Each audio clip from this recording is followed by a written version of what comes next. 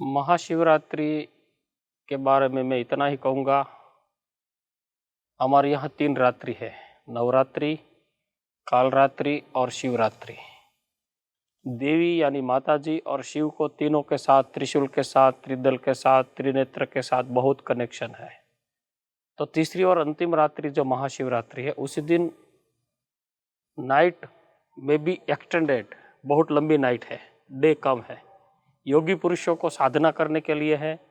ब्रह्मा विष्णु को शिव पुराण की रुद्र संहिता के न्याय से भगवान ने पहली बार दर्शन दिए थे, तो शिव का प्रागट्य दिन है, शिव बॉर्न डे है, बड़े बड़े अच्छे नक्षत्र ग्रह मिलते हैं।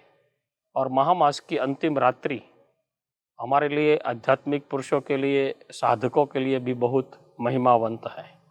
कोई लोग काशी, उज्जैन आदि में शिव विवाह के दिन मनाते हैं, मगर शिव विवाह से भी ज़्यादा जीव का शिव के साथ मिलन। अगर जीव एक दुल्हन है तो शिव बड़ा दूल्हा है, ब्रह्मांड का सबसे बड़ा। तो यही भावना के साथ हम अध्यात्म योग से 4 प्रहर, 4-4 घंटे का पूरी नाइट, 12 आवर्स का पूरा साधना करें, योग करें, मंत्र जाप करें, पूजन करें, ध्यान करें और शिवलिंग का पूजन करें तो जरूर प्रगति होगी। आध्यात्मिक हम अपने आप को पर्सनली डेवलप कर सकते हैं, ऐसे मेरा निज अनुभव है। स्वामी जी, जैसे एक निजी प्रश्न है, अगर आपको आपत्ति ना हो, आपने रुद्राक्ष धारण किया हुआ है, तो रुद्राक्ष का अर्थ जानना चाहेंगे हम, क्या होता है? रुद्राक्ष का सीधा साधा सरल अर्थ है रुद्र अक्षम इति रुद्राक्षम। पूरा उपनिषद के 111 काउंटिंग में एक उपनिषद ऐसा है जिसको रुद्राक्ष उपनिषद कहते हैं। मैं तिब्बत, नेपाल, भूटान, बर्मा, रंगून, ये 5 कंट्री में पैदल घुमा हूँ, तो वहाँ पूरी रुद्राक्ष थेरापी है, आयुर्वेदिक और औषधि गुणों से भी युक्त है। और अगर हम इसको भिन्न भिन्न प्रकृति से देखें, देवी कथा में 18, उपनिषद में 21 और शिव पुराण में 14 उसके मुख है। तो ये मुख यानी जो आकार है, 1 से लेकर 14 का गुण देखे तो सद्गुणों से संपन्न है।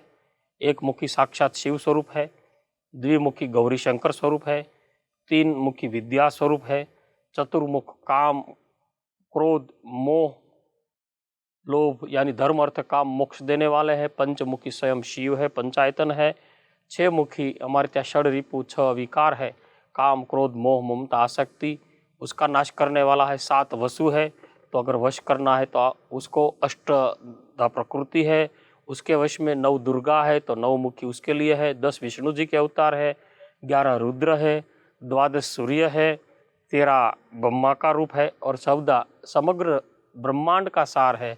ऐसे 14 मुखी रुद्राक्ष साधना में भिन्न भिन्न प्रकार से माने जाते हैं, मगर बाजार से खरीदा हुआ कभी कभी डुप्लीकेट भी हो सकता है। कोई संत पुरुष और ज्ञानी पुरुष से परख की गई मिली हुई भेंट ही जीवन को शांति और विश्रांति दे सकती है। स्वामी जी, आपने रुद्राक्ष का बहुत सुंदर वर्णन बताया कि कितने मुखी रुद्राक्ष की क्या क्या महिमा है। पर जैसे आजकल बाजार में व्यवसायीकरण कुछ जब से ऐसा हुआ है आध्यात्मिकता में, तो नकली रुद्राक्ष भी काफ़ी मात्रा में मिलते हैं। तो असली और नकली का भेद कैसे करें जो साधक हैं? पहली प्राइमरी स्टेज तो ये है कि बाजार से खरीदी हुई चीज़ 90% डुप्लीकेट हो सकती है।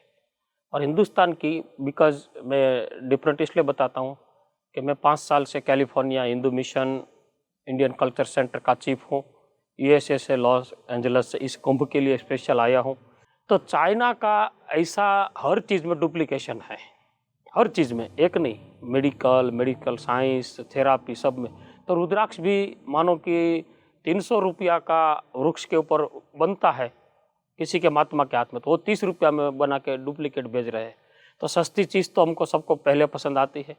तो जो पानी में तैरता है, गरम तेल या घी में फट जाता है, वो सब डुप्लीकेट होता है।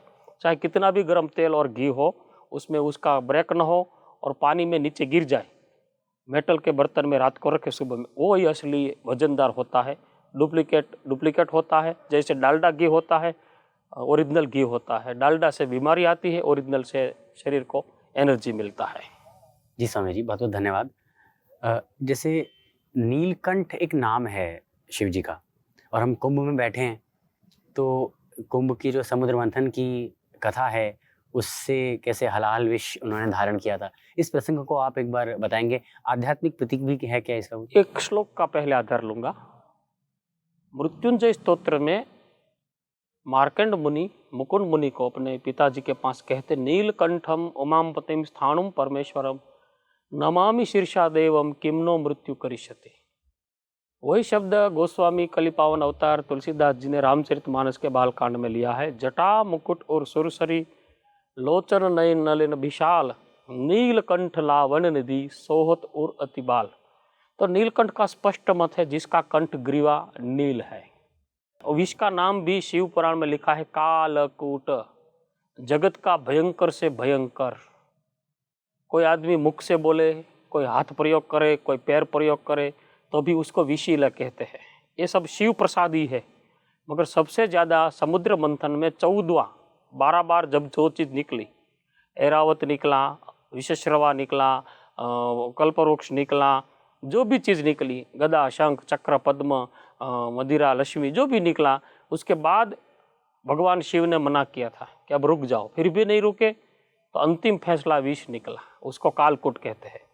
तो फिर भगवान शंकर को ऑफर किया गया, तो भगवान शंकर ने पहले तो मना किया, फिर भी इतनी आसानी से पिया कि जगत का, क्योंकि ये श्रेष्ठ संसारी और श्रेष्ठ गृहस्थी भी है।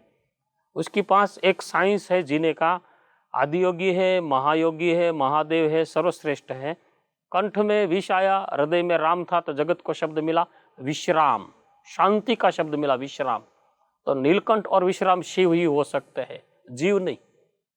फिर भैया ऐसी बात हुई कि लोगों को शंका पड़ी कि ये कालकूट विष कैसे हो सकता है, भगवान नीलकंठ कैसे हो सकते हैं। तो भगवान ने शंख में पानी डाल के थोड़े 2 बूंद विष के प्रसाद किसी की आंख में डाले, तो आज मानस भी अपनी आंख हरी करके दूसरों का अच्छा देख नहीं सकता, ईर्ष्या से देखता है। तो उसका मतलब ये हो गया कि अगर इंसान में 1 बूंद पड़ा है इतना जहरीला है, तो शिव साक्षात पचाकर कभी अपने मुख से जहर नहीं बोले। तो ऐसे नीलकंठ भगवान साक्षात हमको बोध देते हैं कि कभी बुरा मत देखो, बुरा मत बोलो, बुरा मत सोचो, और पैर से जाके किसी का बुरा शादी ब्याह कुछ भी प्रसंग बनता है तो उसमें खलेल मत करो। ये नीलकंठ का सबसे बड़ा बोध है कि जगत का भयंकर से भयंकर विष आ जाए।